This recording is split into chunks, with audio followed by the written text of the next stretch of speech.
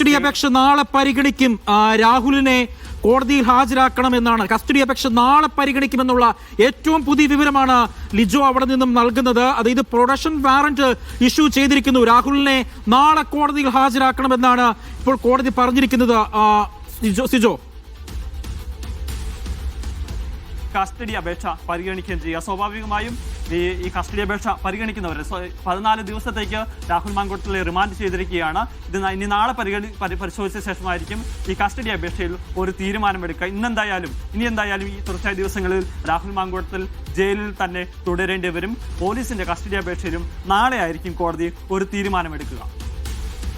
ഇപ്പോൾ ഏറ്റവും പുതിയ വിവരം അവിടുന്ന് ലിജോ നൽകുന്നത് കസ്റ്റഡി അപേക്ഷ നാളെ പരിഗണിക്കും, രാഹുലിനെ കോടതിയിൽ ഹാജരാക്കണം എന്നുള്ളതാണ് ഇപ്പോൾ കോടതി ആവശ്യപ്പെട്ടിരിക്കുന്നത്. പ്രൊഡക്ഷൻ വാറന്റ് ഇഷ്യൂ ചെയ്തിട്ടുണ്ട് കോടതി എന്നുള്ളതാണ് ഏറ്റവും പ്രധാനമായും എടുത്തു പറയേണ്ടത്. നേരത്തെ സിജോ സൂചിപ്പിച്ചതുപോലെ തന്നെ ഇവിടെ പ്രത്യേക അന്വേഷണ സംഘം കസ്റ്റഡി അപേക്ഷ സമർപ്പിച്ചിരുന്നു. അപേക്ഷ നാളെ പരിഗണിക്കുമെന്നാണ് ഈ ഘട്ടത്തിൽ നമുക്ക് അവിടെ നിന്നും ലഭിക്കുന്ന വിവരം. രാഹുലിനെ കോടതിയിൽ നാളെ ഹാജരാക്കണം എന്ന് തിരുവല്ല മജിസ്ട്രേറ്റ് കോടതിക്ക് മുൻപാകെ നാളെ രാഹുലിനെ ഹാജരാക്കണമെന്നാണ് ഇപ്പോൾ കോടതി പ്രധാനമായും ആവശ്യപ്പെട്ടിരിക്കുന്നത്. രാഹുൽ ജയിലിൽ തുടരും എന്നുള്ളതാണ് ഏറ്റവും പുതിയ വിവരം. മാവേലിക്കര സബ് ജയിലിൽ രാഹുൽ മാങ്കൂട്ടത്തിൽ തുടരും എന്നുള്ളതാണ് ഈ ഘട്ടത്തിൽ നിന്നും ലഭിക്കുന്ന പ്രധാനപ്പെട്ട വിവരം. സിജോ വി ജോൺ തുടരുന്നുണ്ട്. സിജോ, നാളെ മാത്രമേ കസ്റ്റഡി അപേക്ഷ പരിഗണിക്കുകയുള്ളൂ. അതായത് രാഹുൽ മാങ്കൂട്ടത്തിൽ ജയിലിൽ തുടരും അല്ലേ? അതെ, നാളെ വരെയെങ്കിലും രാഹുൽ മാങ്കൂട്ടത്തിൽ തുടരും. നമുക്ക് പ്രതീക്ഷിക്കുന്നത് നാളെയല്ല, ഇനിയിപ്പോൾ കസ്റ്റഡി കാലാവധി കഴിയുന്നത് വരെ. സ്വാഭാവികമായും നാളെ പ്രൊഡക്ഷൻ വാറന്റ് ഇപ്പോൾ ഇഷ്യൂ ചെയ്തിട്ടുണ്ട്. നാളെ രാഹുലിനെ കോടതിയിൽ ഹാജരാക്കാനാണ് നിർദ്ദേശം നൽകിയിരിക്കുന്നത്. സ്വാഭാവികമായും നാളെ കോടതിയിൽ ഹാജരാക്കും. അതിനുശേഷമായിരിക്കും പറയുന്നത് കസ്റ്റഡി അപേക്ഷ കാര്യത്തിൽ ഒരു തീരുമാനമെടുക്കുക. സ്വാഭാവികമായും എനിക്ക് തോന്നുന്നത് ഈ കസ്റ്റഡിയിലേക്ക് തന്നെ വിടുക എന്നുള്ളതാണ്. ഒരു പ്രധാനപ്പെട്ട കാരണമെന്ന് പറയുന്നത് ഇതിൽ രാഹുൽ മാങ്കൂട്ടത്തിലെ കോർട്ടിൽ എത്തിച്ച് തെളിവെടുപ്പ് പൂർത്തിയാക്കേണ്ടതുണ്ട്. അതോടൊപ്പം തന്നെ ഞാൻ നേരത്തെ പറഞ്ഞ ഫോൺ ഉൾപ്പെടെ പിടിച്ചെടുത്ത് പരിശോധന നടത്തണം. പ്രാഥമികമായിട്ടുള്ള ചോദ്യം ചെയ്യൽ മാത്രമാണ് ഇപ്പോൾ പൂർത്തിയാക്കിയിട്ടുള്ളത്. വിശദമായ ചോദ്യം ചെയ്യൽ നടപടികളിലേക്ക് പോകണം. അതിനുള്ള നടപടികൾ എന്ന നിലയിലേക്ക് സ്വാഭാവികമായും കസ്റ്റഡി അനുവദിച്ചുകൊണ്ടുള്ള ഓർഡർ വരാൻ തന്നെയാണ് സാധ്യത നിലനിൽക്കുകയും ചെയ്തത്. മാത്രമല്ല കോടതി പറഞ്ഞിരിക്കുന്ന ഒരു പ്രധാനപ്പെട്ട കാര്യം നമ്മൾ എടുത്തു പറയേണ്ടത്, കാരണം ഈ ക്രൈംബ്രാഞ്ചിന്റെ റിപ്പോർട്ടിൽ ലഭിച്ചതിന് ശേഷം ജാമ്യ ഹർജി പരിഗണിക്കാം എന്നുള്ളതാണ്. സ്വാഭാവികമായി ഇനിയിപ്പോൾ എപ്പോഴത്തേക്കാണ് ഈ റിപ്പോർട്ട് സമർപ്പിക്കേണ്ടത് എന്നുള്ളത് പ്രധാനപ്പെട്ട കാര്യമാണ്. അപ്പം നാളെ പ്രൊഡക്ഷൻ വാറന്റ് ഇന്ന് പ്രൊഡക്ഷൻ വാറന്റ് ഇഷ്യൂ ചെയ്തിട്ട് നാളെ രാഹുലിനെ കോടതിയിൽ ഹാജരാക്കുന്ന സമയത്ത് ഒരുപക്ഷെ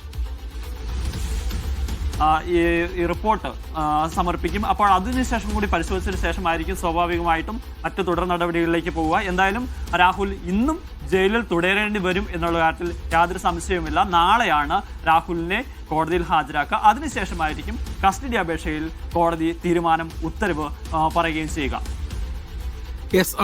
സിജോ വി ജോൺ ആണ് വിവരങ്ങൾ നൽകിക്കൊണ്ടിരിക്കുന്നത്. പോലീസ് റിപ്പോർട്ടിന് ശേഷം ജാമ്യ ഹർജി പരിഗണിക്കാമെന്നാണ് തിരുവല്ല മജിസ്ട്രേറ്റ് കോടതി പറഞ്ഞിരിക്കുന്നത്. കുറ്റകൃത്യങ്ങൾ നിലനിൽക്കില്ല എന്ന പ്രതിഭാഗം പറയുന്നു.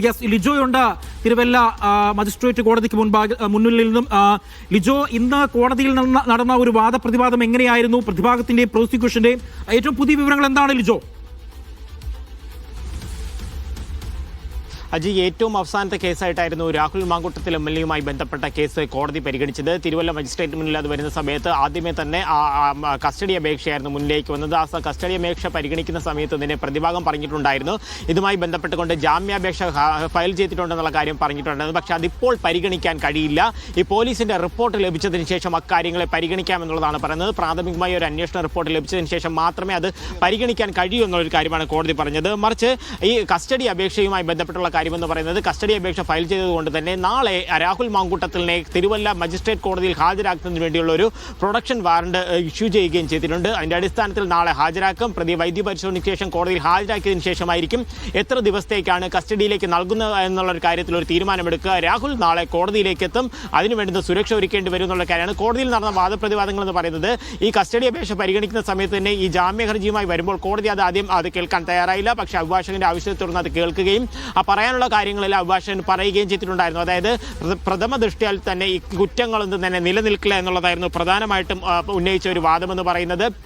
2024 നടന്ന ഒരു കാര്യമാണ്.